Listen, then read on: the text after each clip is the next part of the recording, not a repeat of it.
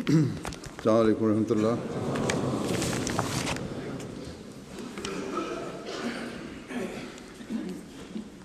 اشہد ان لا الہ الا اللہ وحدہ لا شریک لہ واشہد ان محمدا عبدہ ورسولہ۔ اما بعد فاعوذ باللہ من الشیطان الرجیم۔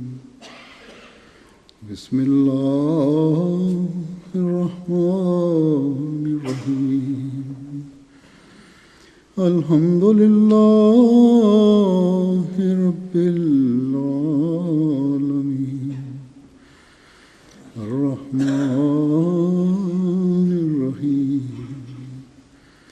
مالک یوم الدین۔ ایاک نعبد وایاک نستعین۔ اہدنا الصراط المستقیم صراط الذین انعمت علیہم غیر المغضوب علیہم ولا الضالین۔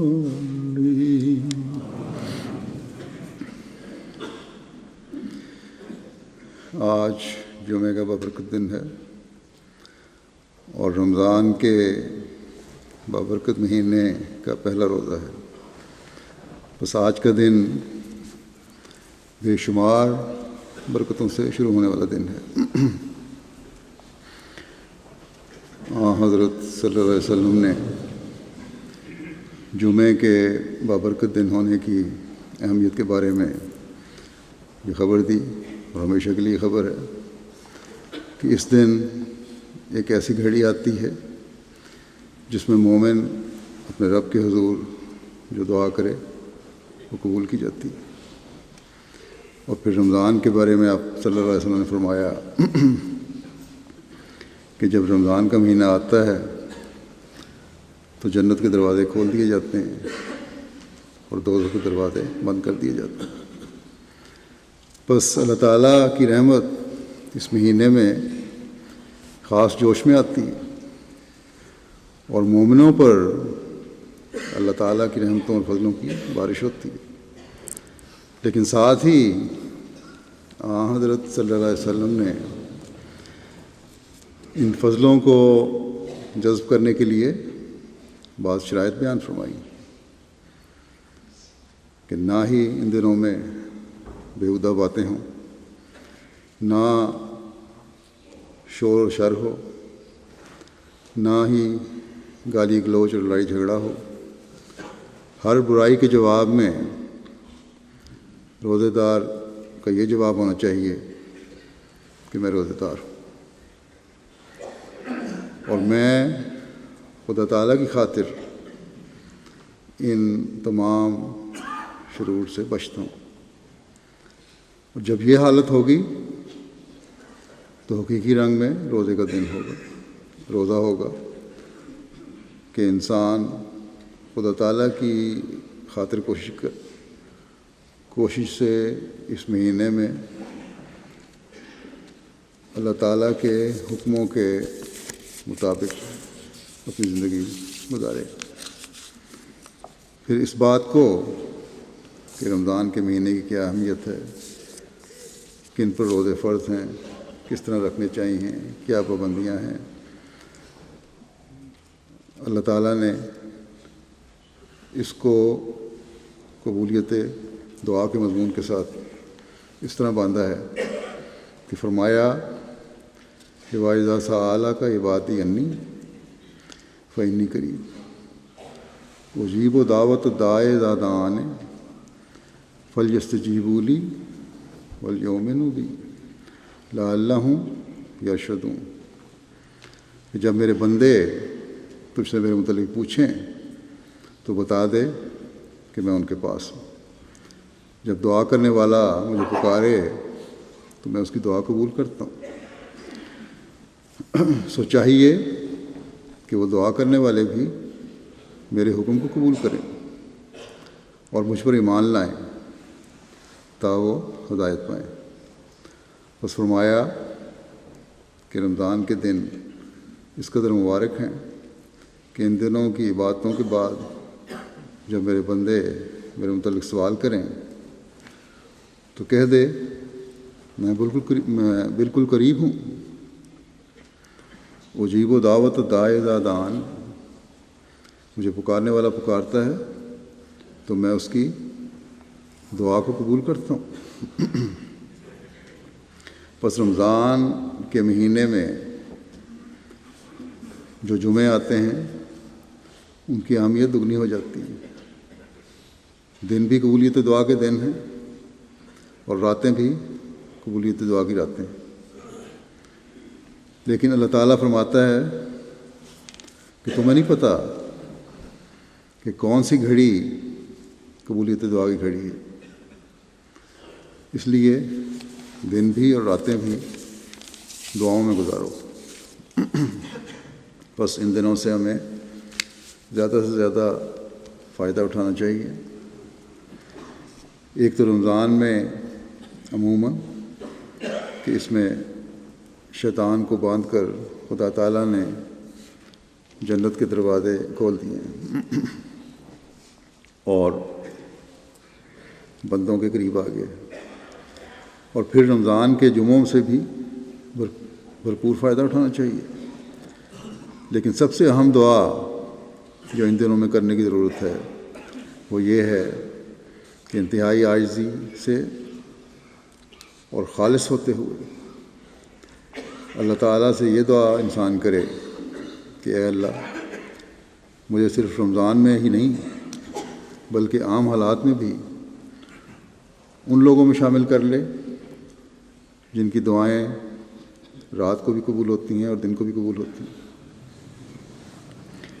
تاکہ رمضان ایک پاک تبدیلی پیدا کرنے والا ہو، تقویٰ پر چلانے والا ہو، میں مستقل ہدایت پانے والوں میں شامل ہو جاؤں۔ جب اللہ تعالیٰ نے پہلی آیات میں روزوں کی فرضیت کا ذکر فرمایا، جو میں نے آیت پڑھی اس سے پہلے کہ پہلی قوموں پر بھی فرض کیا گیا روزہ، اس طرح تم پر بھی فرض کیا گیا ہے، تو اس کا مطلب یہ نہیں کہ کیونکہ پہلی قومیں روزہ رکھتی تھیں اس لیے تم بھی رکھو، بلکہ یہ ہے کہ جو آخر میں اس آیت کے آخر میں کہا گیا کہ لعلکم تتقون، تاکہ تم تقوی اختیار کرو اور روحانی اور اخلاقی کمزوریوں سے بچو۔ پھر اس جگہ اس آیت میں جو میں نے پڑھی فرمایا آخر میں اس کے کہ لعلہم یرشدون، تاکہ رشد حاصل کرو۔ رشد کا مطلب ہے صحیح اور سیدھا راستہ، صحیح عمل اور رہنمائی کا راستہ، صحیح اخلاق، عقل و ذہانت کی بلوغت اور صحیح راستے پر اس کا استعمال، اور اپنی اس حالت میں ہمیشگی اور پختگی حاصل کرنا۔ بس جب انسان خدا تعالیٰ کے آگے خالص ہو کر جھکتا ہے تو جہاں دعاؤں کی قبولیت کا نظارہ کرتا ہے وہاں تقویٰ اور نیکی پر قائم رہتے ہوئے اپنے ایمان و ایقان میں بھی مضبوط ہوتا چلا جاتا ہے، اور یوں اللہ تعالیٰ کے فضلوں کو سمیٹنے والا بنتا ہے۔ بس رمضان بے شمار برکتوں کا مہینہ ہے، لیکن یہ برکتیں انہیں ملتی ہیں جو اللہ تعالیٰ کے حکم کو قبول کریں اور ایمان میں بڑھیں۔ اگر صرف یہی نیت ہو کہ رمضان کے جمعوں پر باقاعدگی اختیار کر لو اور بعد میں چاہے عبادتوں کی طرف توجہ ہو یا نہ ہو، تو یہ اللہ تعالیٰ کے حکم کو قبول نہ کرنا ہے۔ اور ایمان میں کمزوری دکھانا ہے۔ اور اگر یہ حالت ہے اس طرح کی کمزور حالت، تو پھر ہمیں خدا تعالیٰ سے یہ شکوہ بھی نہیں ہونا چاہیے کہ ہماری دعائیں قبول نہیں ہوتی۔ بس ایک حقیقی بندے کو جو اللہ تعالیٰ کی پناہ میں آنے کے لیے بے چین ہے،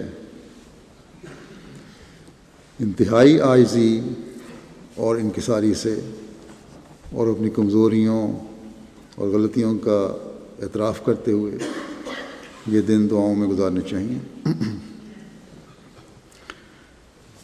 یہ جمعوں پر حاضری اور نمازوں پر حاضری عارضی نہ ہو رمضان کے مہینے میں۔ بعض لوگ سمجھتے ہیں کہ اللہ تعالیٰ فرماتا ہے کہ میں ان دنوں میں قریب آ جاتا ہوں، اس لیے ان دنوں کی عبادت نہیں کافی ہے۔ یہ اپنے نفس کو دھوکے میں ڈالنے والی بات ہے، بس اس سے ہمیں بچنا چاہیے۔ کامل عاجزی سے خدا تعالیٰ کا عبد بنتے ہوئے اللہ تعالیٰ کے قرب کو پانے کی کوشش کرنی چاہیے۔ اللہ تعالیٰ تو کبھی بھی دور نہیں، وہ تو ہر جگہ اور ہر وقت ہے، لیکن بندے کی اپنی حالت سے اس قربت کا اظہار اس وقت ہوتا ہے جب وہ خالص ہو کر غیر اللہ کو چھوڑ کر صرف اور صرف خدا تعالیٰ کے آگے ہی جھکتا ہے۔ اور جب یہ حالت ہوگی پھر ہماری دعائیں بھی قبول ہوں گی اور ہمیں وہ سب کچھ ملے گا جو اللہ تعالیٰ سے ہم مانگتے ہیں، یا اللہ تعالیٰ کی نظر میں ہمارے لیے بہترین ہے۔ بس ہمیں یہ اچھی طرح سمجھ لینا چاہیے کہ نیکی اور تقوی پر قائم ہو کر ہی ہم اپنے مقصود کو پا سکتے ہیں، اور ذاتی طور پر بھی اور جماعتی طور پر بھی ہمیں وہ پھل ملیں گے جو اللہ تعالیٰ نے ہمارے لیے مقدر کیے ہوئے ہیں انشاءاللہ۔ اور جیسا کہ میں نے کہا، ہم عاجزی اور انکساری دکھائیں گے، اپنی غلطیوں کا اعتراف کریں گے، اور پھر اللہ تعالیٰ کو پانے کی کوشش کریں گے، تو پھر پھل بھی اللہ تعالیٰ کے فضل سے لگیں گے۔ انسان میں غلطیاں بھی ہوں، گناہ گار بھی ہو، وہ قصوروار بھی ہو، مگر جب تک اس کے دل میں خدا تعالیٰ کا خوف رہے، غلطیوں کا اعتراف کرتا رہے، تقویٰ دل میں ہو، تو اللہ تعالیٰ گناہوں کو ڈھانپتا چلا جاتا ہے، اور آخرکار ایک دن سے توبہ کی توفیق دے دیتا ہے۔ بس سب سے زیادہ ان دنوں میں اپنے لیے، اپنے رشتہ داروں کے لیے، افراد جماعت کے لیے یہ دعا ہمیں کرنی چاہیے کہ ہم میں سے ہر ایک کو اللہ تعالیٰ کا تقویٰ نصیب ہو۔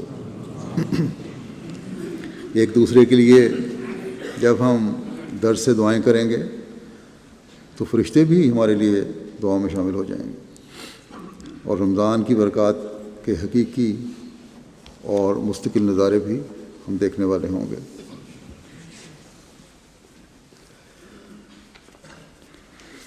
تقویٰ کیا ہے؟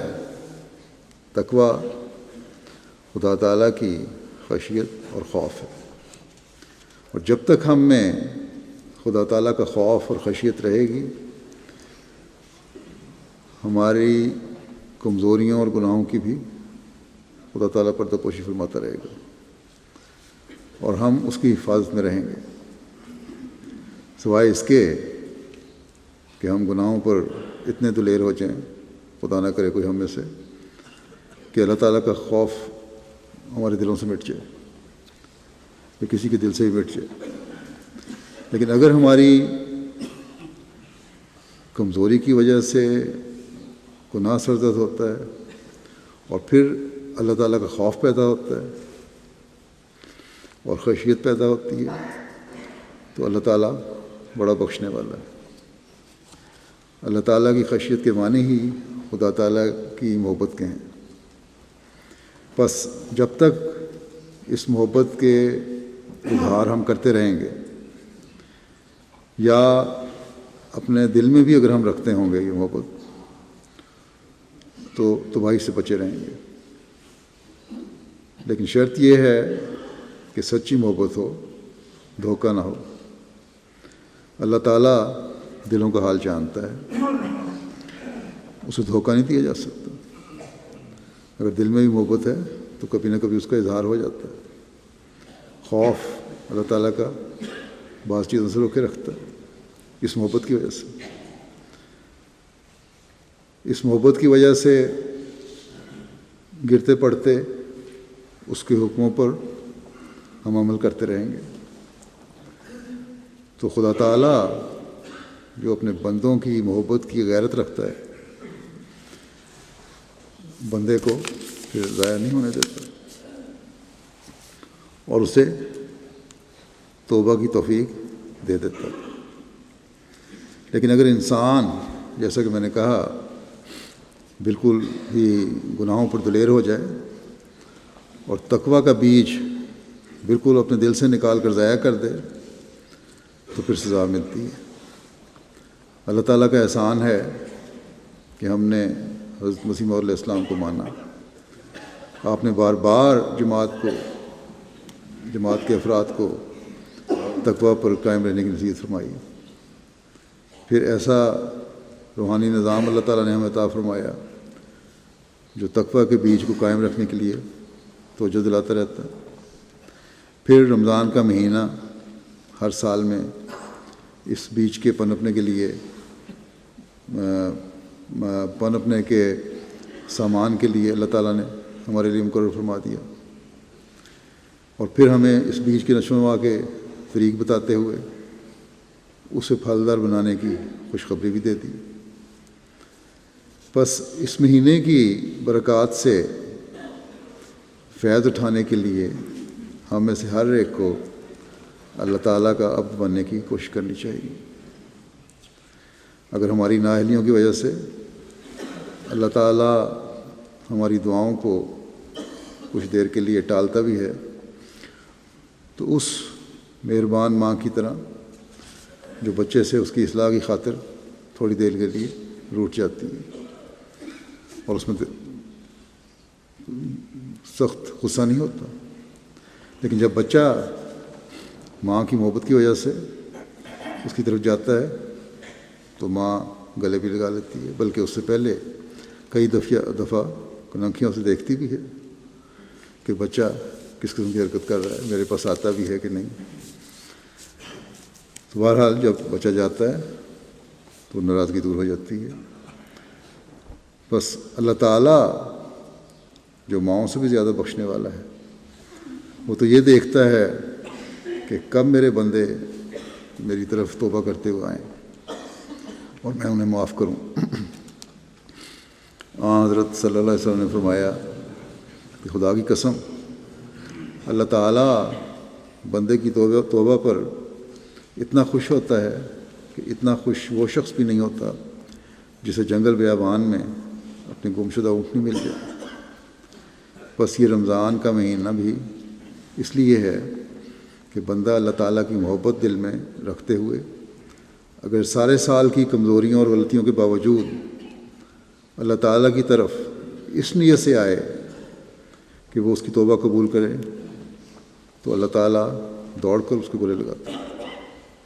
حضرت صلی اللہ علیہ وسلم نے فرمایا کہ اللہ تعالیٰ فرماتا ہے کہ جو شخص بالشت بھر میرے قریب ہوتا ہے میں اس سے گز بھر ہوتا ہوں، اگر وہ مجھ سے ایک ہاتھ قریب ہوتا ہے تو میں اس سے 2 ہاتھ قریب ہوتا ہوں، اور جب وہ میری طرف چل کر آتا ہے تو میں اس کی طرف دوڑ کر آتا ہوں۔ بس ایسا خدا جو ماؤں سے بھی زیادہ مہربان ہے اور جس نے توبہ قبول کرنے اور اپنے بندے سے خوش ہونے کے مختلف سامان کیے ہوئے ہیں، اگر بندہ ان سے فائدہ نہ اٹھائے تو یہ پھر بندے کی بدقسمتی اور سخت دلی ہے اس کی۔ اللہ تعالیٰ کی بندے سے محبت کا نقشہ گو ان مثالوں سے کھینچا گیا ہے، لیکن حقیقت میں اللہ تعالیٰ کی محبت کا نقشہ ان مثالوں سے بہت عظیم ہے۔ اللہ تعالیٰ جس پیار اور محبت سے بندے کی طرف دیکھتا ہے اس کا نقشہ ہم کھینچ ہی نہیں سکتے۔ ان حدیثوں سے بھی واضح ہے کہ مثال دینے کے باوجود کہ حقیقت میں یہ مثالیں گو محبت کا ایک بلند ترین تصور قائم کرتی ہیں، لیکن اللہ تعالیٰ کی بندے سے محبت تمہارے اس دنیاوی مثال کے تصور سے بہت اعلیٰ اور عرفہ ہے، اور اس کا احاطہ کرنا حقیقت میں مشکل ہے۔ انسان تو بہت کمزور اور محدود علم کا حامل ہے، اللہ تعالیٰ تو بہت بلند و بالا ہستی ہے۔ ہم تو اپنے جیسے بندوں کی دلی کیفیت کو بھی نہیں سمجھ سکتے۔ کسی کے ظاہری اعمال پر ہم اپنے رائے قائم کر سکتے ہیں، لیکن کسی کے دل میں کسی کی محبت کی کیا کیفیت ہے یا اس کے دل میں کیا ہے، یہ بیان کرنا اور جاننا بہت مشکل ہے۔ حضرت مسلم موعود رضی اللہ تعالیٰ عنہ نے اس نقطے کو کہ اللہ تعالیٰ کی محبت کی کیفیت کو سمجھنے کی انسان میں کتنی صلاحیت ہے، بڑے خوبصورت انداز میں پیش فرمایا، اس طرح کہ خدا تعالیٰ جس کے افعال کو بھی ہم نہیں سمجھ سکتے، اس کی کیفیت محبت کو ہم کہاں سمجھ سکتے ہیں؟ اس کی ظاہری چیزوں کو بھی نہیں سمجھ سکتے، تو جو محبت کی کیفیت ہے اس کو ہم کس طرح سمجھ سکتے ہیں؟ تو بہرحال جیسا کہ میں نے کہا، اس کا احاطہ کرنا بہت مشکل ہے، مگر پھر بھی مثالوں سے اس کی حقیقت کو قریب کرنے کی کوشش کی جاتی ہے۔ اور حضرت صلی اللہ علیہ وسلم نے بھی اللہ تعالیٰ کی محبت کو مثالوں سے سمجھانے کی کوشش فرمائی ہے۔ پہلی 2 مثالیں میں دے چکا ہوں۔ اس محبت کی ایک اور مثال پیش کرتا ہوں جو حضرت صلی اللہ علیہ وسلم نے بیان فرمائی۔ بدر کی جنگ میں جب دشمن شکست کھا چکا تھا اور جنگ تقریباً ختم تھی، اور کفار کے بڑے بڑے بہادر سپاہی اپنی سواریوں پر بیٹھ کر انہیں کوڑے مار کر جلد سے جلد میدان جنگ سے بھاگنے اور مسلمانوں سے دور پہنچنے کی کوشش کر رہے تھے، اس وقت ایک عورت میدان جنگ میں بغیر کسی خوف کے پھر رہی تھی، اور اس پر ایک جوش اور جنون طاری تھا، اور کبھی ایک بچے کو اٹھاتی اور کبھی دوسرے کو۔ جب حضرت صلی اللہ علیہ وسلم نے اس عورت کو دیکھا تو صحابہ سے فرمایا کہ اس عورت کا بچہ گم گیا ہے اور یہ اسے تلاش کر رہی ہے، اور ماں کی محبت اس قدر غالب ہے کہ بچے کہ اس کو کوئی فکر نہیں کہ یہ میدان جنگ میں ہے اور یہاں ہر طرف تباہی مچی ہوئی۔ وہ عورت اس طرح دیوانہ وار پھرتی رہی، جس بچے کو دیکھتی اسے گلے لگا لیتی، لیکن جب غور کرتی تو اس کا بچہ نہ ہوتا، پھر اسے چھوڑ کر آگے بڑھ جاتی۔ آخرکار اسے اپنا بچہ مل گیا، اس نے اسے گلے لگایا، اپنے ساتھ چمٹایا، پیار کیا، اور پھر دنیا جہان سے غافل ہو کر وہیں اسے لے کر بیٹھ گئے۔ نہ اس کو یہ فکر تھی کہ یہ میدان جنگ ہے، نہ اسے یہ فکر تھی کہ یہاں لاشیں ہر طرف بکھری پڑی ہیں۔ اس کو یہ خیال آیا، یہ خیال بھی نہ آیا کہ ابھی پوری طرح جنگ ختم نہیں ہوئی اور اسے بھی نقصان پہنچ سکتا ہے۔ حضرت صلی اللہ علیہ وسلم نے فرمایا کہ تم نے دیکھا کہ جب اس کو اپنا بچہ مل گیا تو کس طرح اطمینان سے بیٹھ گئی، لیکن اس سے پہلے جب بچے کی تلاش میں تھی تو کس طرح اضطراب کا اظہار ہو رہا تھا اور بے قرار ہو کر دوڑ رہی تھی۔ پھر آپ صلی اللہ علیہ وسلم نے فرمایا کہ یہی مثال اللہ تعالیٰ کی اپنے بندوں سے محبت کی ہے، بلکہ وہ اس سے بھی زیادہ محبت رکھتا ہے۔ جو بندہ اپنے گناہوں اور غلطیوں کی وجہ سے خدا تعالیٰ کو کھو دیتا ہے تو خدا تعالیٰ کو اس کا ایسا دکھ ہوتا ہے جیسا اس عورت کو اپنے بچے کے کھوئے جانے کا تھا۔ اور پھر جب بندہ توبہ کر کے واپس آتا ہے تو اللہ تعالیٰ کو اس سے زیادہ خوشی پہنچتی ہے جتنی اس عورت کو اپنے بچے کے ملنے سے پہنچی۔ تو ہمارا خدا ہمیشہ بخشنے کے لیے تیار ہے،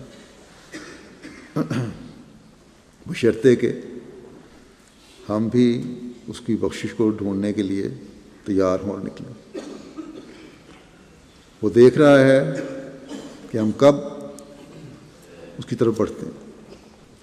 اگر کوئی دیر ہے تو ہماری طرف سے، کوتاہیاں صرف ہماری طرف سے ہیں۔ جو شخص خدا تعالیٰ کی طرف جھکتا ہے،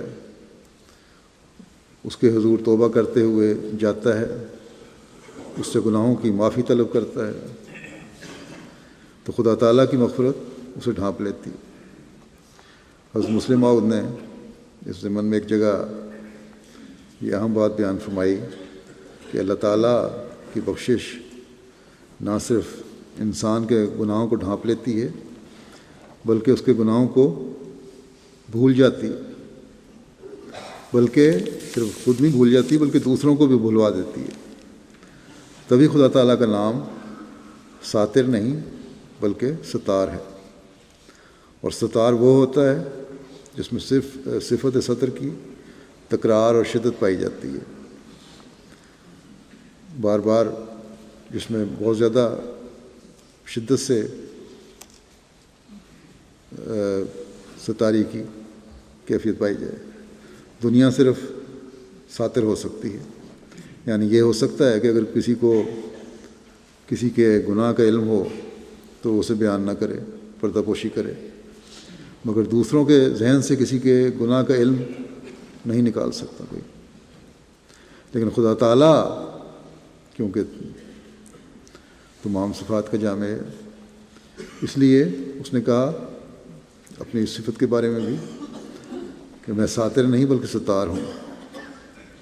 یعنی صرف یہ نہیں کہ بندوں کے گناہ معاف کر دیتا ہوں بلکہ میں لوگوں کے ذہنوں سے بھی ان گناہوں کی یاد کو نکال دیتا ہوں،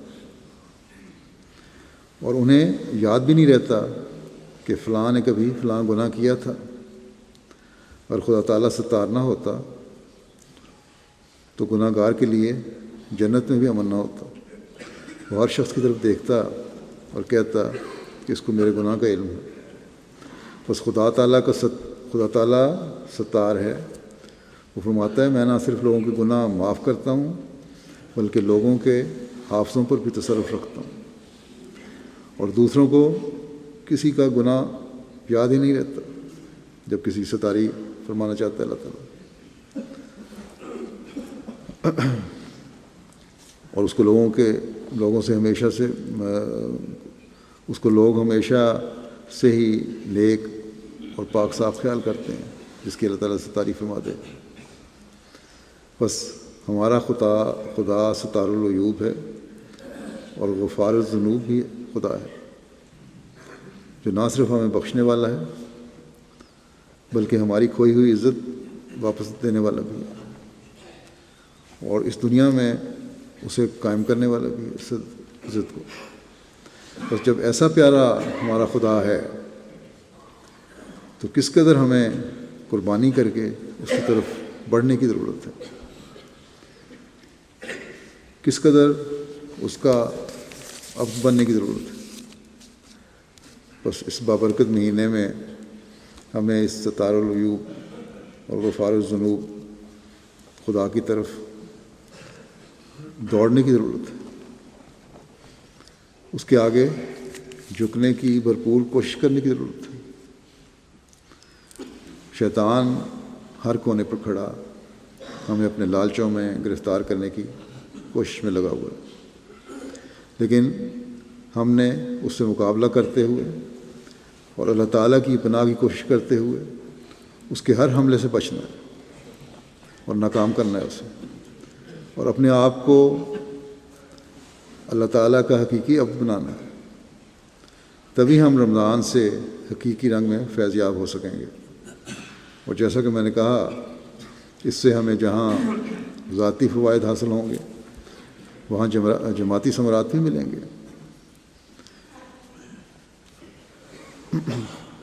افراد جماعت کی اصلاح اور نیکیاں اور تقوی ہی جماعتی ترقیات پر منتج ہوتا ہے۔ جتنے زیادہ ہم اللہ تعالیٰ کا قرب حاصل کرنے والے ہوں گے، اتنے زیادہ ہم اللہ تعالیٰ کے فضلوں کو حاصل کرتے ہوئے جماعتی ترقی میں بھی کردار ادا کرنے والے ہوں گے۔ یہ بھی ہم جانتے ہیں کہ حضرت مسیح موعود علیہ السلام نے فرمایا کہ میری ترقی اور فتوحات دعاؤں کے ذریعے سے ہوں گی۔ بس خدا تعالیٰ کے آگے جماعتی ترقیات مانگتے ہوئے بھی ہمیں بہت زیادہ جھکنا چاہیے، اور ان دعاؤں کے دنوں میں اس کے لیے بھی بھرپور طور پر دعائیں کرنی چاہیے۔ ہم اپنی دعاؤں کو صرف اپنی ذات یا اپنے قریبیوں تک محدود نہ رکھیں، بلکہ اس کو بہت زیادہ وسعت دینے کی ضرورت ہے۔ تبھی ہم حضرت مسیح علیہ السلام کی جماعت میں ہونے کا حق ادا کر سکتے ہیں۔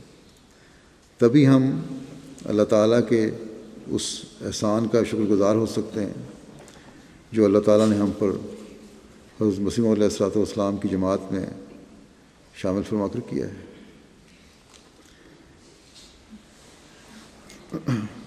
ہمارا کام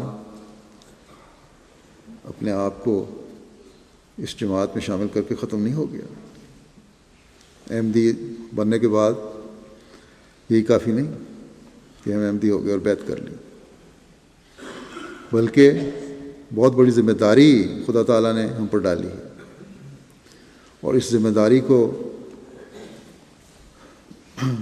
ادا کرنے کے لیے حضرت مسیح علیہ السلام نے جماعت کو دعاؤں کی طرف توجہ دلائی ہے، تاکہ جماعتی ترقی کہ میں ہم معاون و مددگار بن سکیں۔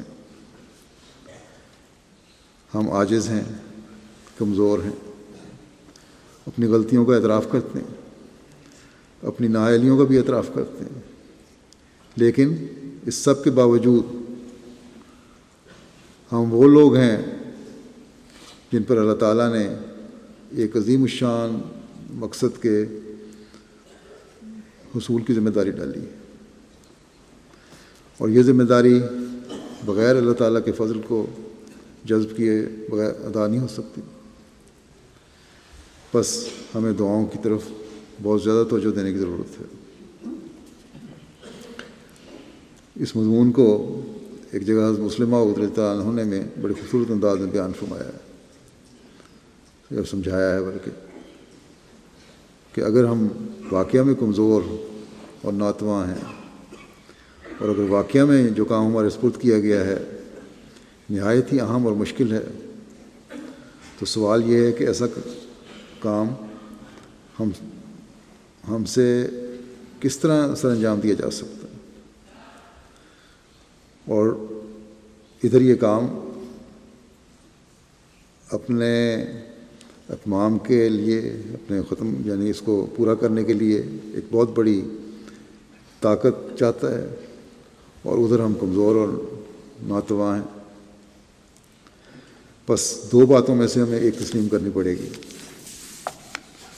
یا تو ہم یہ مانیں کہ ہمارے ان دو دعووں میں سے ایک دعویٰ غلط ہے، یعنی یا ہمارا انکسار کا دعویٰ غلط ہے، ہم اتنے عاجز بھی نہیں ہیں، یا کام مشکل ہونے کا دعویٰ غلط ہے۔ اور اگر یہ دونوں صحیح ہیں تو پھر یہ ماننا پڑے گا کہ اللہ تعالیٰ نے ہماری کوششوں کے سوا بھی کوئی ذرائع مقرر فرمائے۔ یہ تو خدا تعالیٰ کا کلام ہے، اور اس کو وعدہ ہے کہ یہ کام جو سپرد کیے گئے ہیں ہمارے، اس نے ضرور ہو کر رہنا ہے۔ حضرت مسیح علیہ الصلوۃ والسلام جس مقصد کے لیے آئے، یقیناً اس مقصد کو پورا کرنا ہے، اور اللہ تعالیٰ نے پورا کروا کے رہنا ہے۔ اسلام اور احمدیت کا غلبہ دنیا پر ہو کر رہنا ہے انشاءاللہ، اور اس میں ہمیں ذرہ بھر بھی شک نہیں۔ بس اس کے حصول کے لیے اللہ تعالیٰ نے ہمیں دعا کا طریقہ سکھایا ہے کہ دعا کرو کہ اے اللہ، ہمارے ہاتھوں سے تو، یعنی ہماری کوششوں سے تو یہ مقصد پورا ہونے والا نہیں ہے، ہم تو کمزور بھی ہیں، عاجز بھی ہیں، کام بہت بڑا ہے، اور صرف ہماری کوششیں پورا نہیں کر سکتی۔ ہاں، ہم تیرے حکم کے ماتحت ہر قربانی کے لیے تیار ہیں، لیکن تو بھی اپنے فضل سے ان مخفی ذرائع کو ظاہر کر اور ہماری تائید میں لگا دے جو تو نے اس مقصد کے پورا کرنے کے لیے مقرر فرمائے، تاکہ یہ ناممکن کام ممکن ہو جائے۔ حقیقت بھی یہی ہے کہ اللہ تعالیٰ نے ہمیں ظاہری آلہ بنایا ہے، ورنہ اصل اعلی کار جس نے دنیا کو فتح کرنا ہے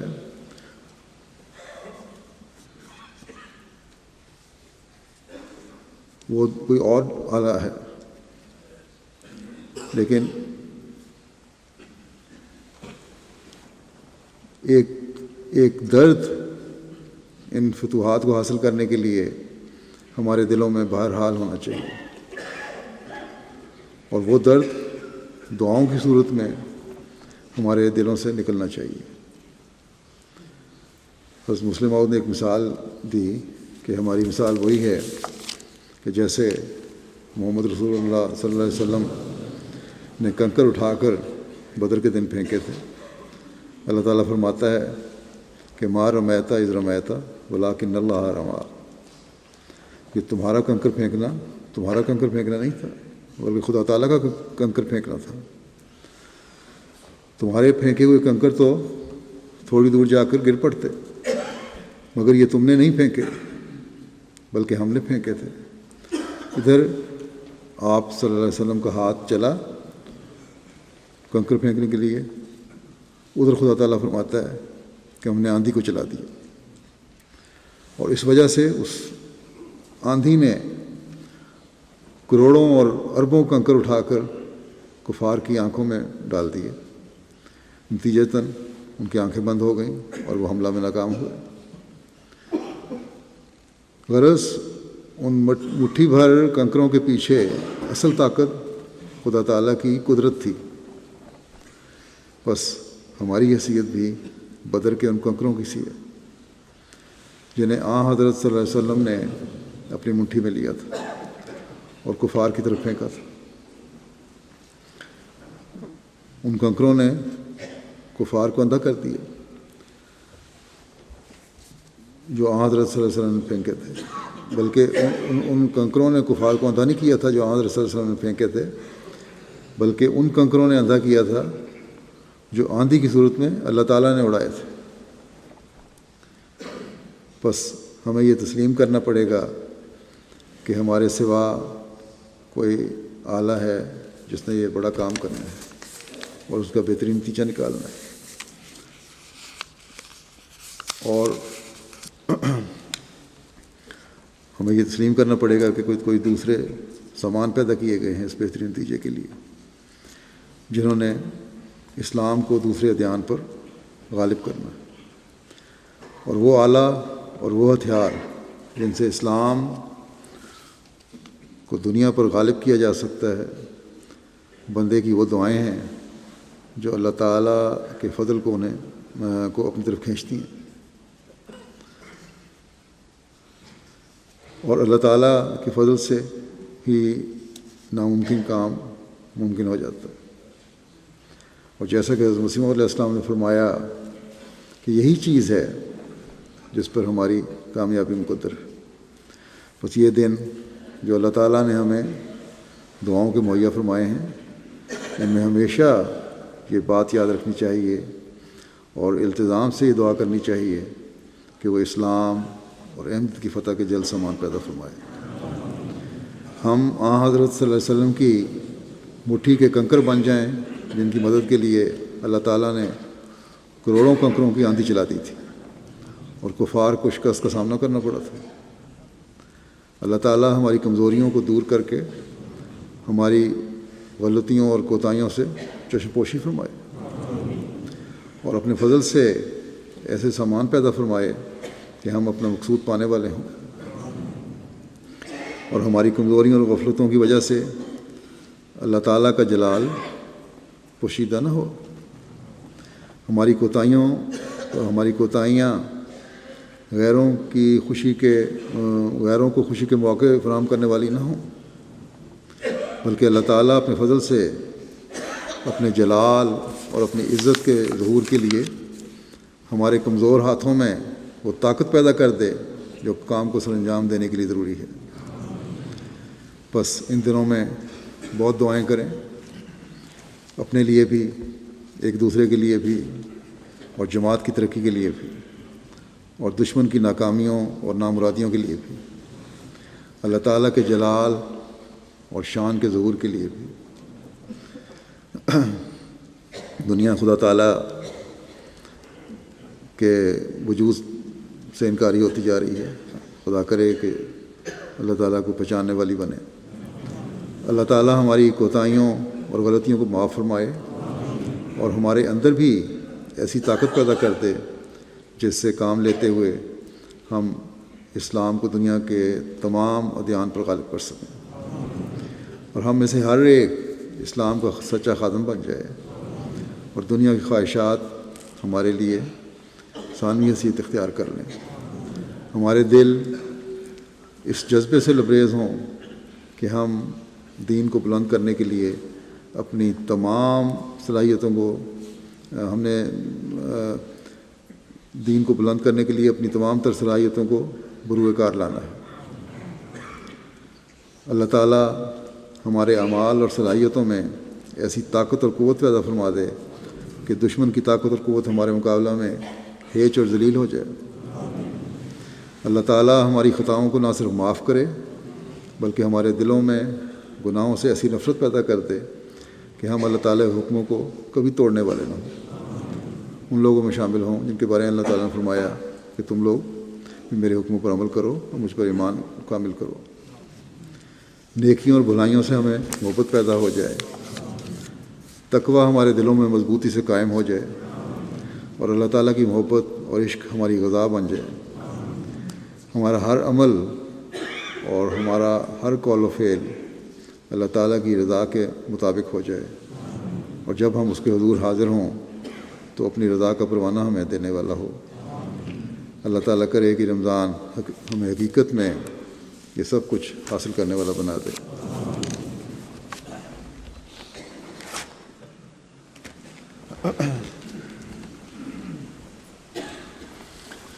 الحمد للہ نحمدہ ونستعینہ ونستغفرہ ونؤمن بہ ونتوکل علیہ ونعوذ باللہ من شرور انفسنا ومن سیئات اعمالنا من یهدہ اللہ فلا مضل له ومن يضلل فلا هادي له ونشهد أن لا إله إلا الله ونشهد أن محمدا عبده ورسوله عباد الله رحمكم الله إن الله يأمر بالعدل والإحسان